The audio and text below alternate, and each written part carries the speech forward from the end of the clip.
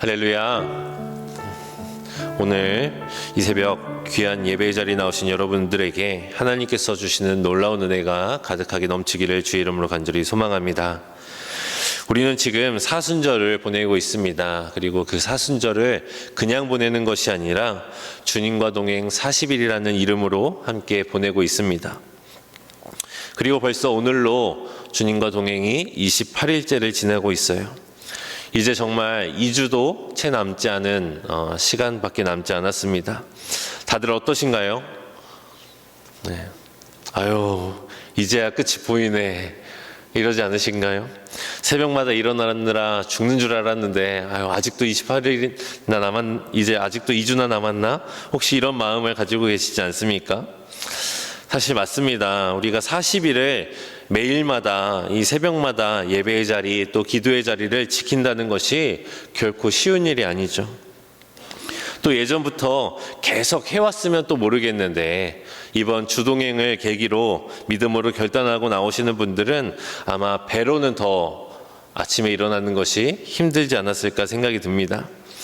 오늘 우리가 함께 나누는 이 말씀이 저와 여러분들이 이 남은 사순절의 기간을 그리고 앞으로 있을 우리들의 예배 가운데에 더욱더 주님과 동행할 수 있는 귀한 원동력이 되기를 주의 이름으로 간절히 소망합니다.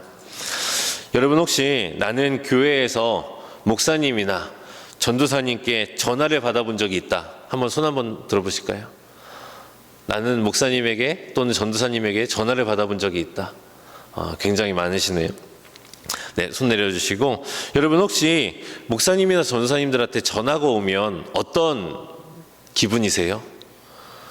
네, 제가 성도님들의 마음을 100% 이해할 수는 없기 때문에 사역자들에게 전화가 오면 어떤 마음이 드시나요? 부담스럽기도 하고, 네, 이 목사님이 이 시간에 왜 전화했나, 또 혹시 뭐 시키시려고 하는 건 아닐까 걱정도 되고, 그냥 바쁘다는 핑계로 받지 말까 이런 생각도 들지 않습니까? 그렇다면 반대로 나는 전도사님이나 목사님들께 전화를 드려본 적이 있다. 한번 손 한번 들어볼까요? 네, 확실히 전화를 받은 것보다 전화를 거신 분들이 더 적은 것 같아요. 왜 그럴까요? 부담스럽기 때문에 그렇겠죠. 어렵기 때문에. 근데 여러분, 반대로 저희 사역자들도 마찬가지예요. 갑자기 성도님들께 전화가 오면 왜 전화하셨지? 무슨 일이지? 무슨 말씀하시려고 그럴까? 하면서 그냥 받지 말까? 이런 생각도 가끔 하고, 네, 마찬가지로 여러분들과 마찬가지로 저희도 그런 생각을 하는 것 같습니다. 물론 전부가 그런 것은 아니지만 대부분의 전화가 무슨 이유 때문에 올까요? 성도님들께 좋은 일로 목사님 축하할 일이 생겼습니다. 이런 내용으로는 많이 오지 않습니다. 네, 아마 예상하시다시피 목사님 저 못하겠어요. 목사님 저 안 되겠어요. 대부분이 이런 내용입니다. 그래서 저희도 떨리는 마음으로 전화를 받는 것 같아요. 전에 아동부 전도사로 사역할 때 오랫동안 아동부 부장으로 맡아오셨던 권사님이 한 분 계셨습니다. 이제 1년이 지나고 연말이 됐는데 갑자기 이제 부장 선생님한테 전화가 온 거예요. 그래서 기쁘게 받았죠. 네, 부장님. 받았는데 전도사님 저 너무 오랫동안 부장했고요. 힘들어가지고 이제는 못하겠어요. 이제 젊은 선생님들도 많은데 그 선생님들도 부장해야죠. 제가 자리 비켜드리고 저는 뒤에서 묵묵히 교사로 섬기고 돕겠습니다. 말씀하시는 거예요. 제가 뭐라고 했을까요? 가늠이 안 되시죠? 네, 부장님 알겠습니다. 힘들면 어쩔 수 없죠. 이렇게 대답을 했어요. 여러분 그 결과가 어떻게 되었을까요? 아무도 예상을 못 하시네요. 자, 맞습니다. 며칠 뒤에 다시 전화가 오셨어요. 전사님, 저 지난번에 전사님이랑 전화한 뒤에 곰곰이 생각하고 기도해 봤는데요. 그냥 계속 할게요. 그러시는 거예요. 괜히 투정 부려서 죄송해요. 전도사님 힘들게 해서 죄송해요. 이렇게 막 말씀하시더라고요. 그 권사님은 그렇게 제가 그 교회에서 사임하는 날까지 아동부 부장으로 열심히 섬겨주셨고 먼저 떠나는 저를 바라보면서 배신자라고 그렇게 말씀하시고 원망하셨던 기억에 남습니다. 저에게는 여러 목회의 철학들이 있지만 제가 입버릇처럼 달고 사는 말이 한 가지가 있어요. 그게 뭐냐면 신앙생활이 우리에게 힘이 되어야지 짐이 되어서는 안 된다라는 말입니다. 모든 것이 이 가치관의 접목이 되는 거예요. 예배가 우리에게 힘이 되어야지 짐이 되면 안 됩니다. 봉사와 헌신이 우리에게 힘이 되어야 되지 짐이 되면 안 됩니다. 우리의 직분과 책임이 우리에게 힘이 되어야 되지 짐이 되어서는 안 됩니다.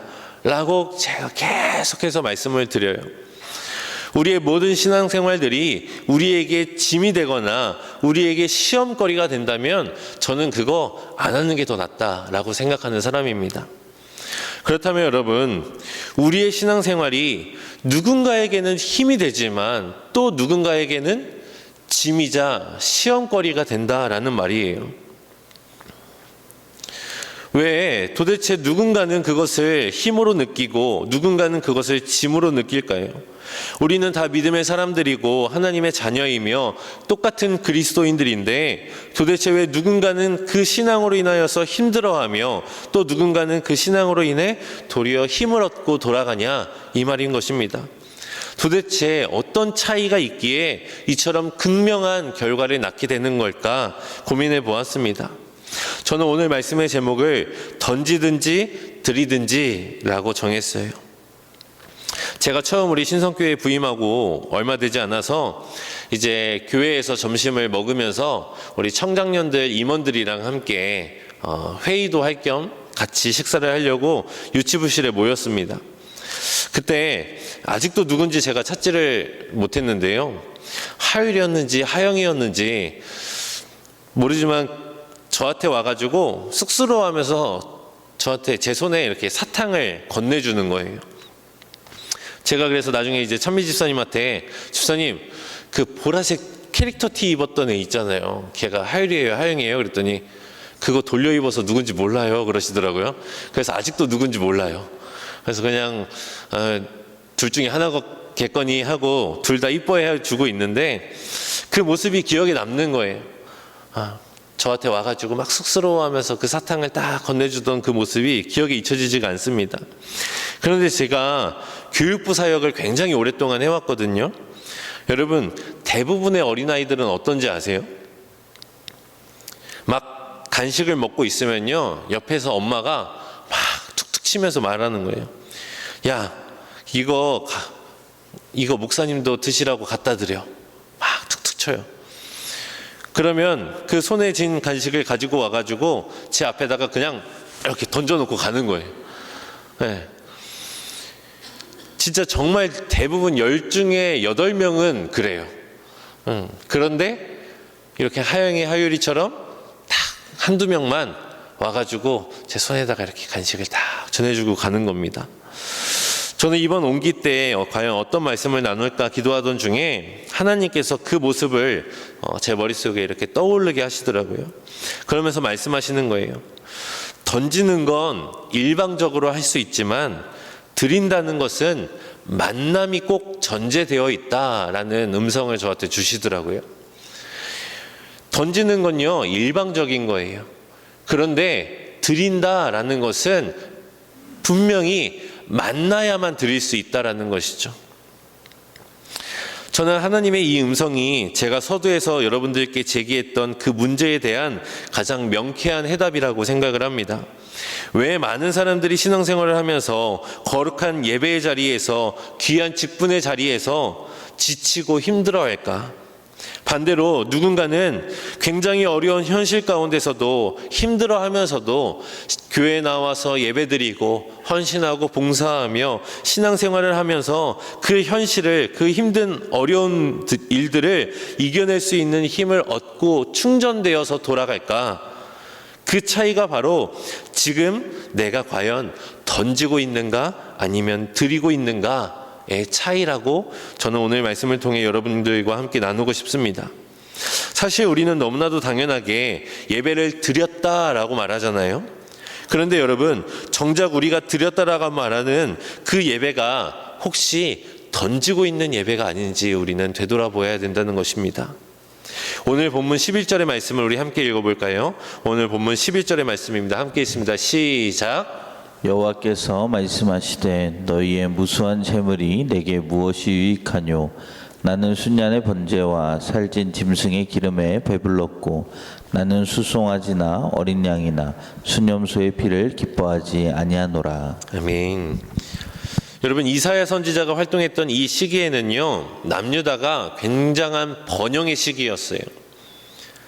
너무나 큰 번영을 이루고 부와 권위들을 누리고 살았던 시기였습니다. 모든 것이 풍요롭고 부유한 상황 속에서 이 유다의 백성들은요, 종교적인 열심이 그 어느 때보다 굉장한 시기였어요. 그들은 이 경제적인 부유를 바탕으로 아주 값비싸고 또 무수한 재물들을 준비해서 날마다 하나님 앞에 바쳤고요. 그들이 정한 각종 여러 가지의 절기들을 아주 철저하게 지키면서 종교적인 열심으로 나아갔던 시기였습니다. 그런데 여러분, 오늘 본문의 말씀을 보니까 하나님께서는 그들을 향해서 무엇이라고 말씀하시냐면 너희의 무수한 재물이 내게 무엇이 유익하겠느냐라고 말씀하고 계십니다. 그들이 하나님께 올려드리는 그 값비싸고 무수한 재물들에도 하나님이 기뻐하지 아니하신다라고 말씀하시는 겁니다. 말 그대로 너무 많은 재물들을 하나님께서 받으셔서 이제는 질려서 물려서 이제 난 더 이상 이것들로 기뻐하지 않아 라고 말씀하시는 걸까요? 아닙니다. 하나님께서는 유다 백성들의 그 형식적이고 관행적인 제사와 더 이상 거룩함이 없이 그저 자신들의 죄를 합리화하기 위해 올려드리는 그 제사들을 하나님은 기뻐 받으시지 아니하신다라는 말씀입니다. 10절 말씀을 보게 되면 이사야 선지자가 이스라엘의 백성들을 향해 뭐라고 말하냐면 소돔의 관원들아 고모라의 백성들아 라고 은유적으로 비판하고 있습니다.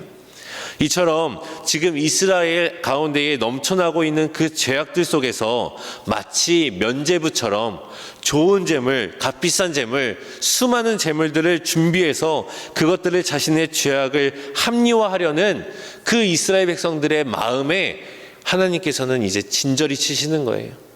내가 너희들의 그 값비싼 재물, 무수한 재물, 그것들로 인해 전혀 기쁘지가 않다라고 말씀하고 있는 겁니다. 오늘의 본문의 말씀 13절의 말씀 우리 함께 읽겠습니다. 13절입니다. 시작. 헛된 재물을 다시 가져오지 말라. 분향은 내가 가증히 여기는 바요. 월삭과 안식일과 대회로 모이는 것도 그러하니 성회와 아울러 악을 행하는 것을 내가 견디지 못하겠노라. 심지어 하나님은요, 그들의 재물을 뭐라고 말씀하시냐? 헛된 재물이다 라고 말씀하십니다. 그들이 올려드리는 분향을 가증히 여기시고 그들이 절기마다 모여서 악을 행하는 모습을 견디지 못하겠다라고 말씀하고 있습니다. 여러분, 지금 이스라엘 백성들의 예배가 어떻습니까? 제가 한 가지 예를 드릴까요? 어디에서 본 건 있는지 결혼기념일이 됐어요. 남편이 쇼핑백을 하나를 이렇게 들고 와가지고 앞에다 딱 던지면서 오다 주었다 그러는 거예요. 어디서 본 건 있어가지고 그래서 딱 던져놓고 그냥 쿨하게 돌아가지고 돌아서서 가는 거예요. 그래서 기대하는 마음으로 아내가 이 쇼핑백을 딱 열어봤는데 진짜 오다가 주운 것 같은 너무 촌스러운 옷이 한 벌 들어있는 거예요. 다시 봐도 아무리 봐도 이거를 입고는 도저히 밖에 못 나가겠어요. 근데 거기서 끝이 아닙니다.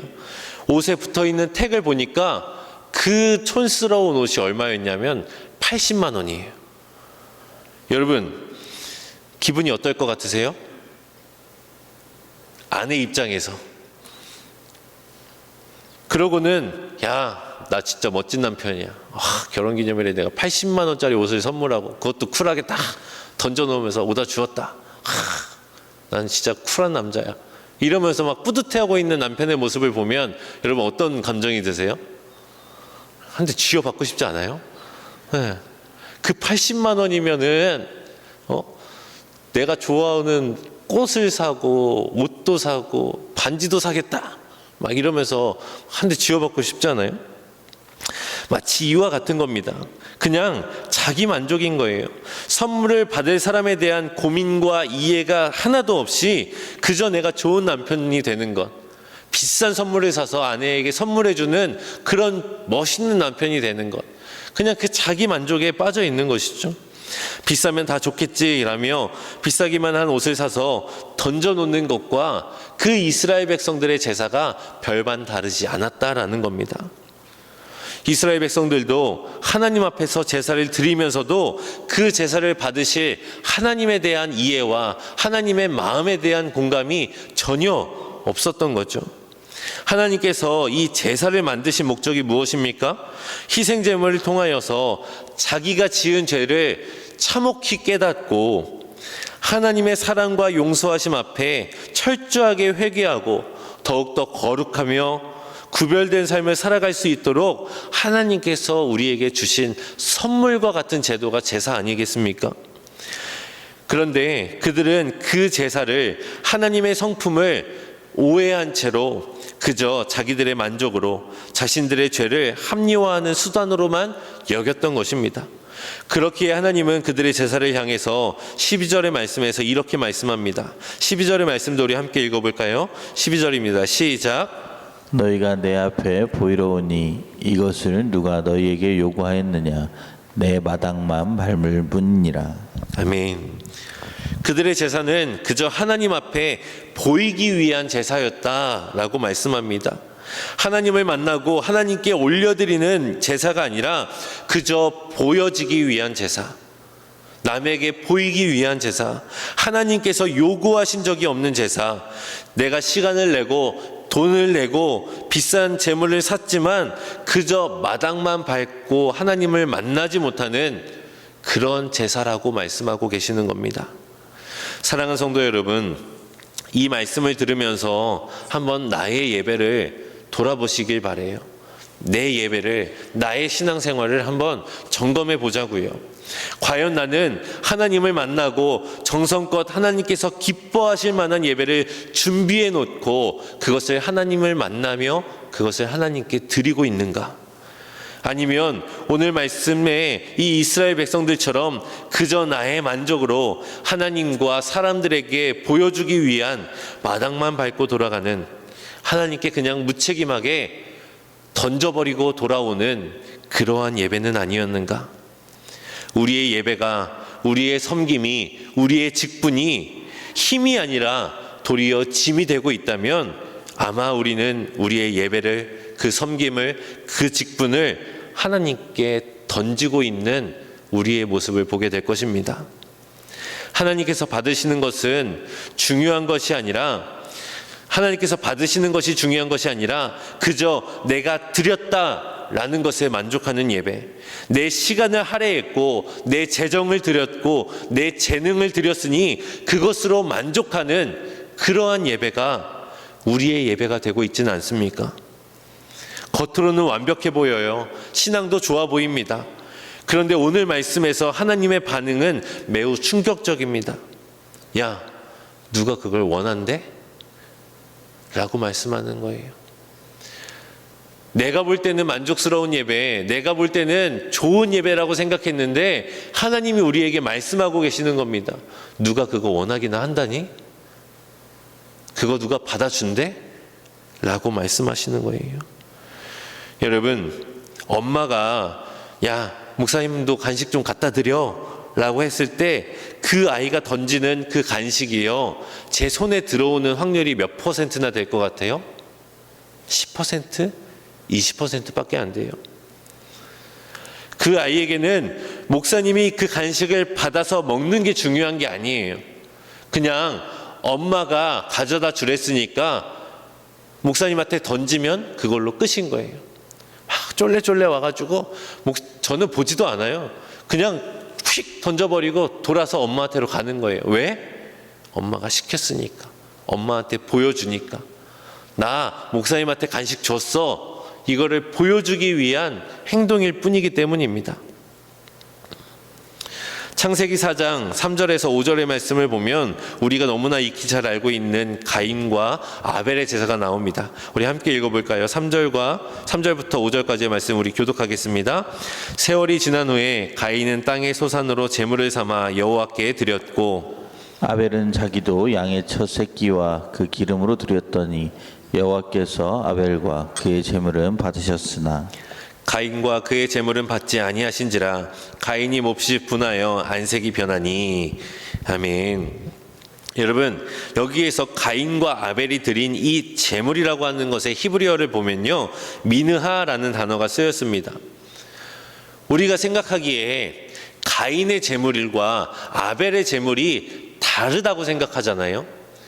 아벨은 귀한 것, 첫 새끼를 주님 앞에 소중하게 드렸고, 가인은 땅에서 나는 소산으로 하나님께 드렸다라고 해서 그 제물이 굉장히 높고 낮음이라고 우리가 생각을 하잖아요.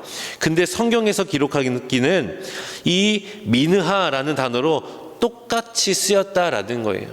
즉 다시 말하자면 가인의 제물이나 아벨의 제물이나 별반 다르지 않았다라는 겁니다. 그러면 이 두 사람의 제사, 하나님께서 받으시고 받지 않으시는 이 두 사람의 제사의 차이는 어디로부터 오는 것일까요?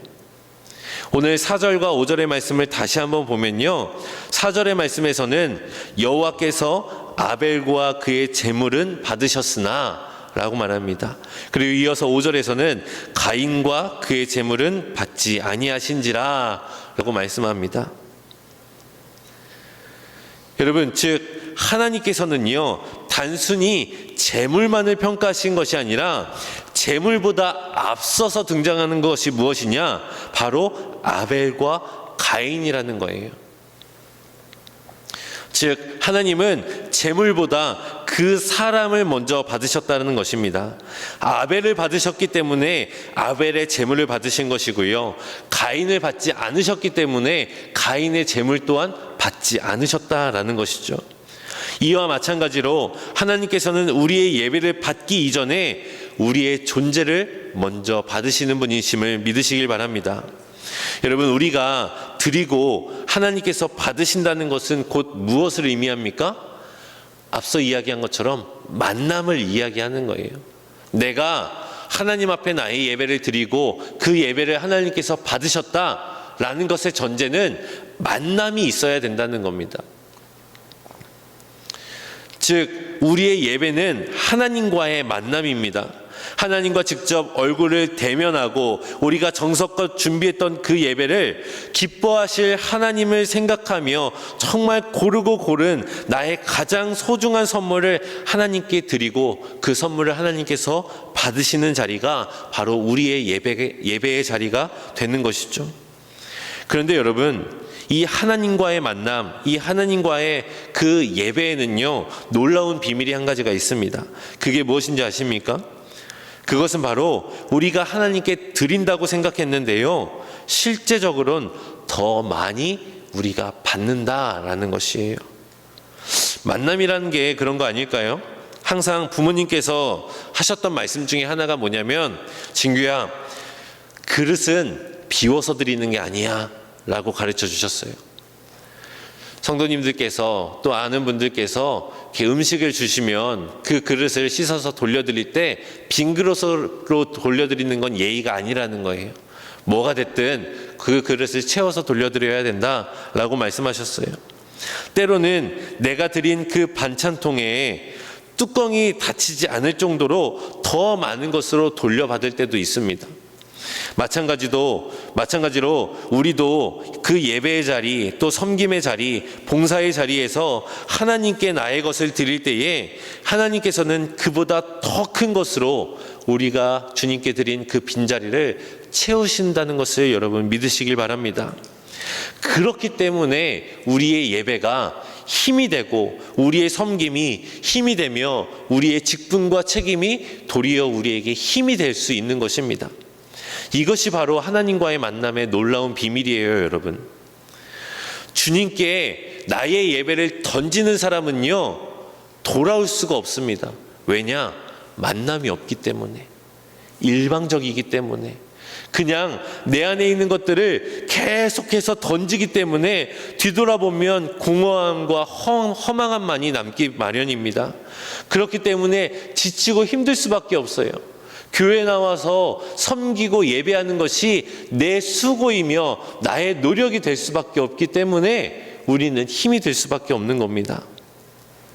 사랑하는 신성교회 성도 여러분, 이제 우리는 선택해야 될 때입니다.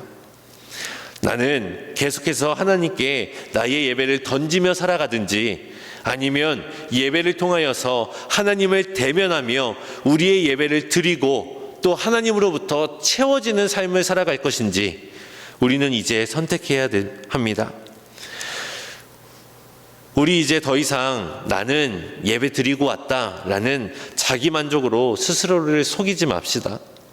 하나님은요, 오늘 본문의 말씀처럼 지금 우리에게 묻고 계세요. 누가 이것을 너에게 요구했느냐? 예배는 보여주고 채우는 자리가 아닙니다. 예배는 하나님을 만나고 우리의 것을 비우는 자리예요. 내 안에 죄악된 모습들을 주님 앞에 비우고 내 삶의 가장 소중한 것을 하나님의 뒤편으로 비워내는 시간입니다. 채우는 것은 내가 하는 것이 아니라 하나님께서 하시는 일이에요. 남은 2주간의 사순절, 주님과의 동행의 그 남은 여정을 그냥 출석하기 위해서, 그냥 스티커 찍기 위해서 내 시간과 내 의무를 그냥 던지고 돌아가는, 마당만 밟고 돌아가는 발걸음으로 보내지 않기를 바랍니다.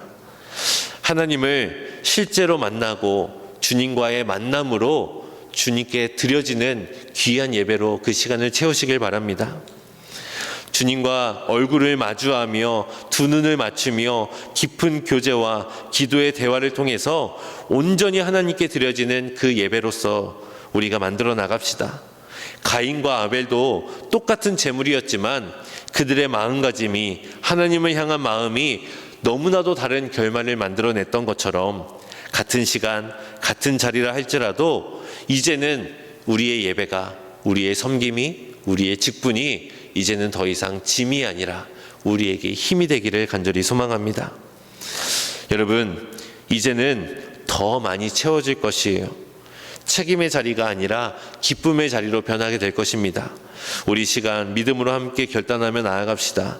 주님, 이제는 내가 더 이상 주님께 던지지 않겠습니다. 이제는 주님께 드리는 예배자가 되겠습니다. 이 믿음의 결단이 저와 여러분들의 입술을 통하여서 고백되어지기를 주의 이름으로 간절히 축복합니다.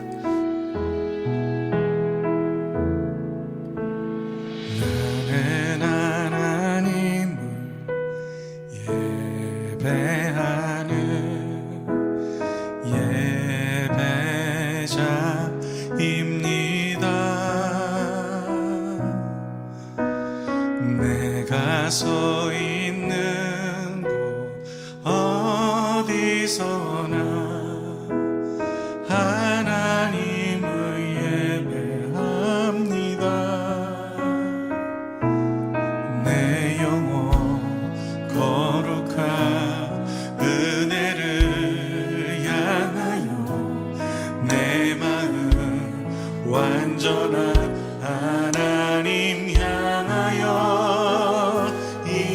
이곳에서 바로 이 시간 하나님을 예배합니다. 나는 하나님을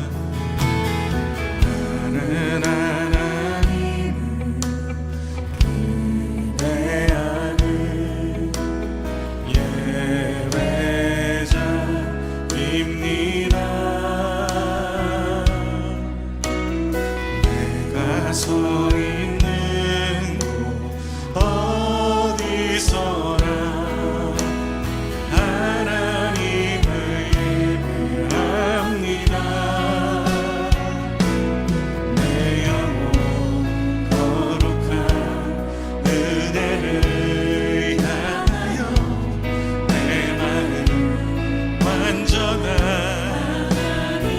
아멘. 이곳에서 바로 이 시간 완전하신 주님, 내 나의 삶을 붙드심을 믿습니다. 나는 하나님을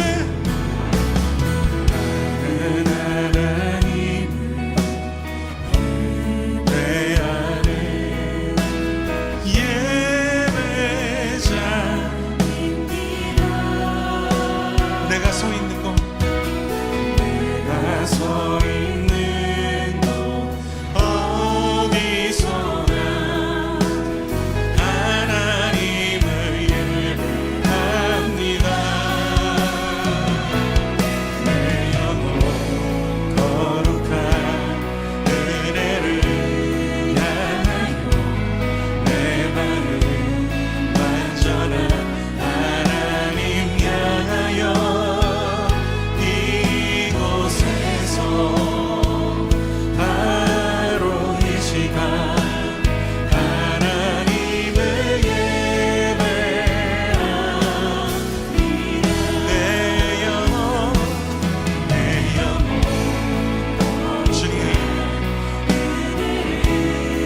주님은 의지함으로 완전한 주님 신실하심을 나아갑니다. 이곳에서 바로 이 시간 영과 진리로 예배하는 주님의 자녀들 찾으심을 믿습니다. 내 영혼 거룩한 은혜를 향하여 내 마음 완전한 하나님 향하여 이곳에서 바로 이 시간 하나님 우리 목소리로 한 번 더 고백합시다.